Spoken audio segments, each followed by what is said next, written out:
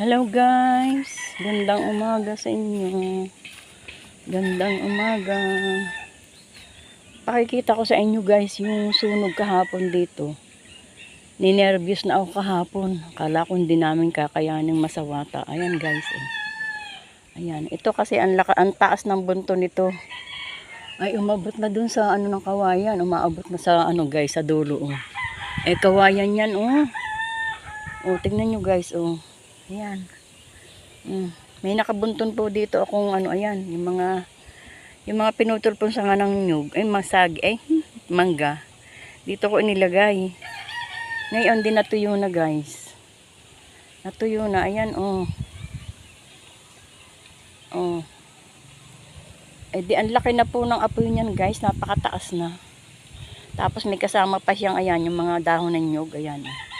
Yung kayakas. Ayan guys. So, ayan pa